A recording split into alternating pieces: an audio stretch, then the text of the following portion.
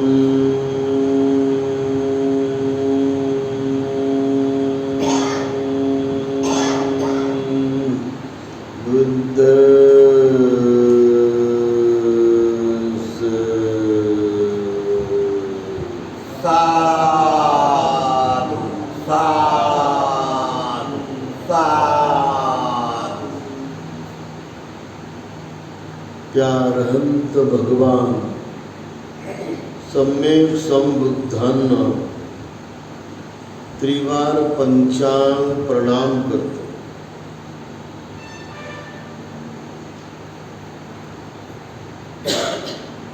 मानव जन्मात आल्यानंतर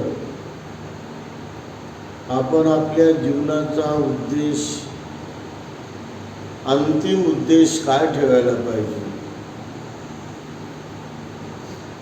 या जन्माचं सार्थ कशामध्ये आपण होतं? किंबहुना या जन्माचा चांगला शेवट कशानं होईल?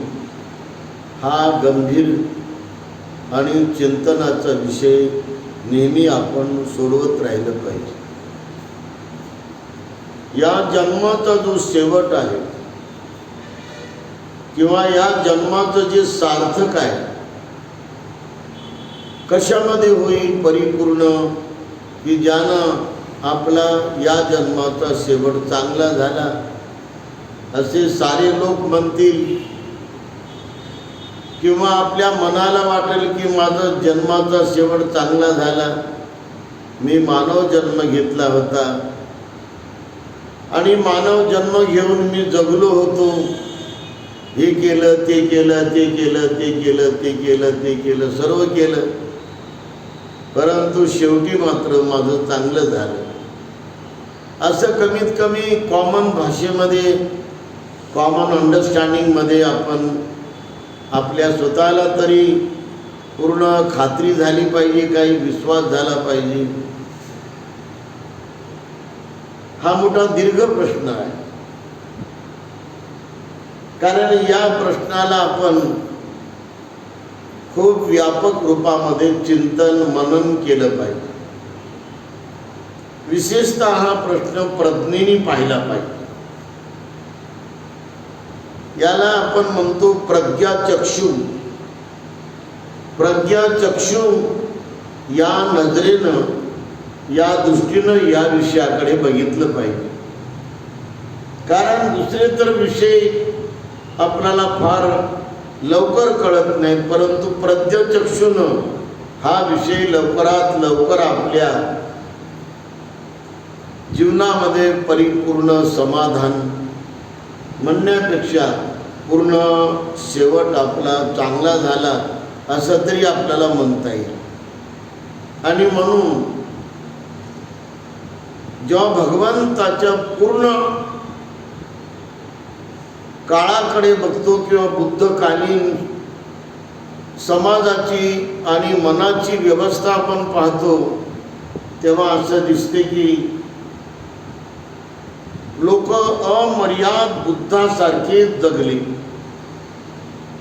लोक अमर्याद बुद्धासारखे प्रेमानं वागले, लोक अमर्याद बुद्धासारखे सहनशील वागले, बुद्ध अमर्याद परिपूर्ण जागरूकच जगले, बुद्ध अमर्याद परिपूर्ण हे सजग आणि सतर्क म्हणून लोक जगले.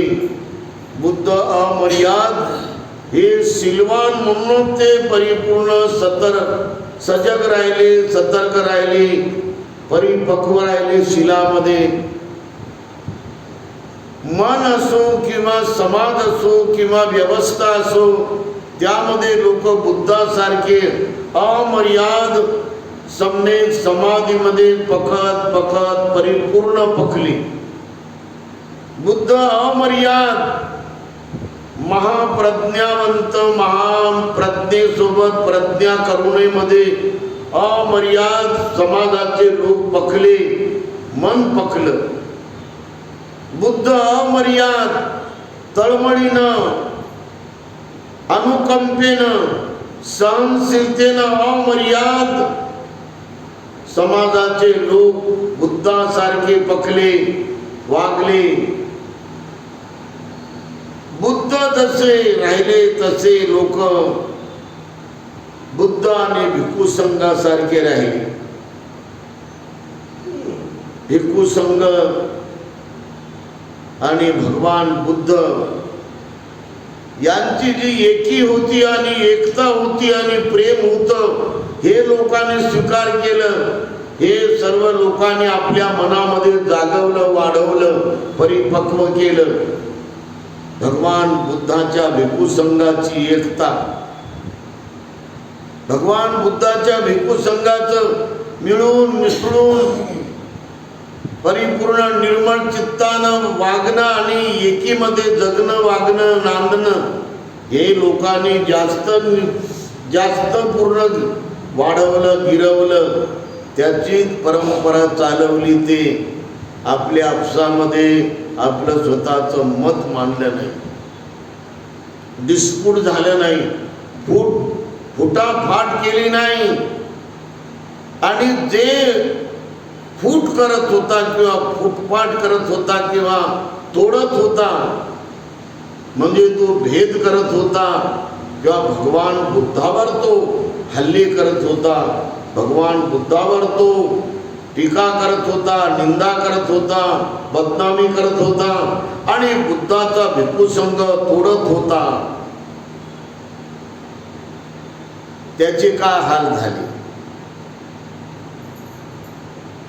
त्याचे हाल एवढे झाले की आज 2570 वर्षापासून तो माणूस भिक्खू असून अंगावर पिवळे कपडे घालून सुद्धा तो आज अभिची नरकामध्ये पूर्ण खितपत आहे.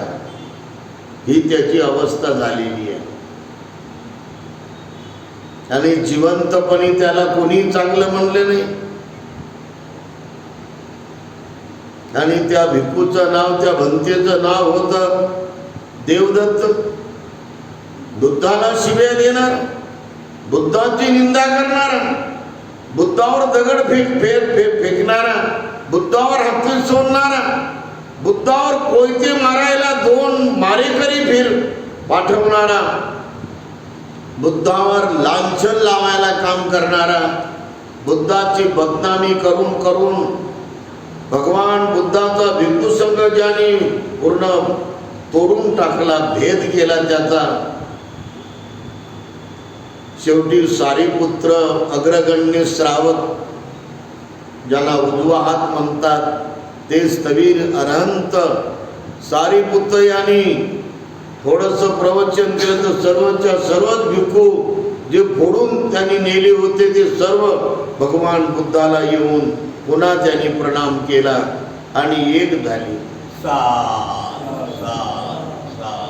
भगवान बुद्ध सारखे लोक वागले, समाज वागला, राजा वागला, राण्या वागल्या. आणि जे वागले नाही त्याची दुर्गती झाली, त्याला हाल झाले. देवदत्त भंतेजी वागला नाही तसा.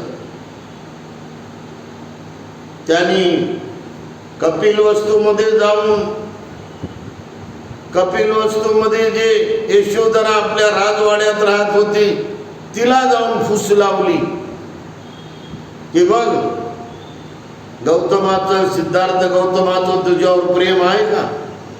बिलकुल नाही. तुझ्यावर जर प्रेम असतं, तुझ्या लेकरावर प्रेम असतं तर एका रात्रीमध्ये ते घरातून निघून गेला असता का? मी तुझ्यावर प्रेम करतो असं तो तिला लग्गा लावू लागला होता, तो तिला पूर्ण भुलवू लागला होता. परंतु यशोधरीने ओळखलं, त्याच्या मनाला ओळखलं आणि म्हणली, उठ उठ माझ्या घरातून. मला माहित आहे माझे पती कसे होते ते, मी माझ्या पतीसोबत संसार केला. उठ. त्याला हाकलून दिलं, त्याला घरातून. अपमान झाला, त्याचा उपमर्द झाला. आणि शेवटी संदेश घेणाऱ्या लोकांनी ताबडतोब जिकडे तिकडे दूध पाठवले संदेश लिहून की देवदत्ताला घरातून मधून यशोदाला मातेनं हाकलून दिलं. तो अभद्र बोलत होता आणि म्हणून त्याला जेवण देऊ नका, त्याला चिवर देऊ नका, त्याला वंदामी भंते म्हणू नका, त्याचा कोणताही सन्मान मान करू नका म्हणून जिकडे तिकडे रिपोर्ट गेले, गुंडाळी गेली पूर्ण रिपोर्टची. कपिल वस्तू पासून तर श्रावस्ती पर्यंत त्याला कोणी वंदामी भंतेजी म्हणलं नाही. कोणताही माणूस साधा हात जोडून वाकला नाही त्याच्या पुढं. आणि भगवान बुद्धापुढं निरोप आला की भगवान आनंद म्हणतात. भगवान हे देवदत्त तुमची माफी मागायला आला. हे जवळच आला जैनाच्या मंदिराजवळ. तर भगवान म्हणाले,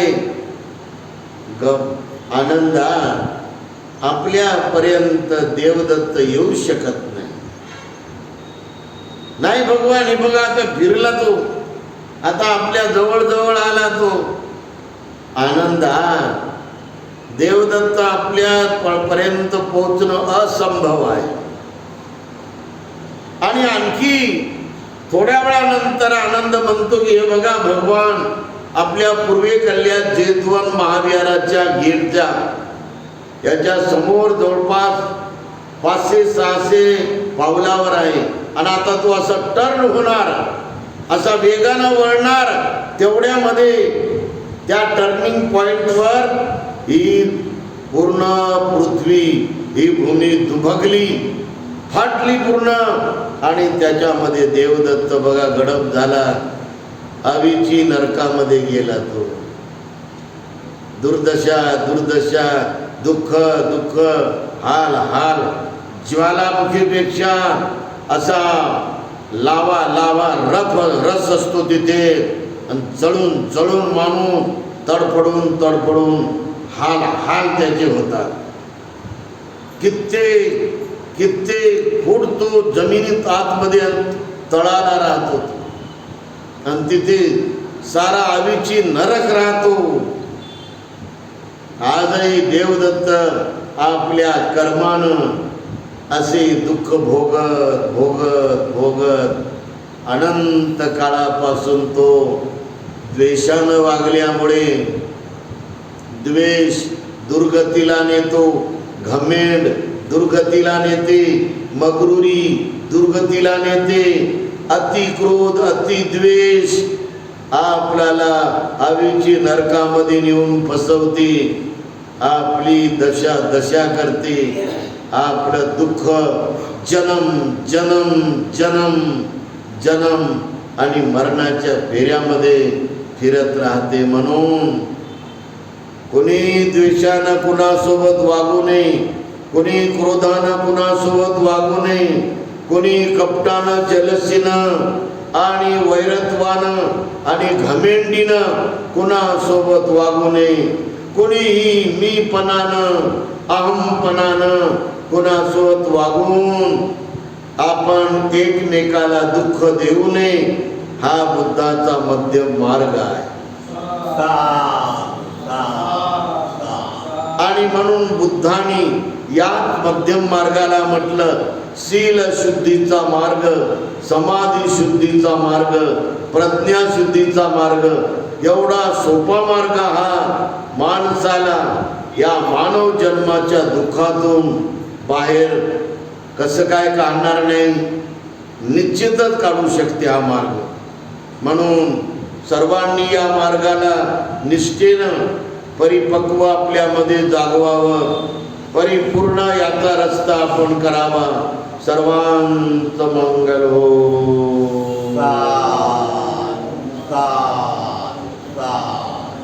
सब्बे सत्ता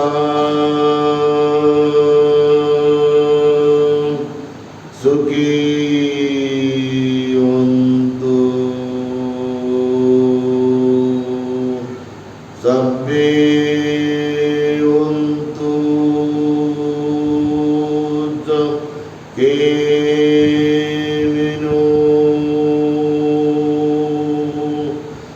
सब्बे भद्राणि पश्यन्तु मा कञ्चित् दुःखमागमात्.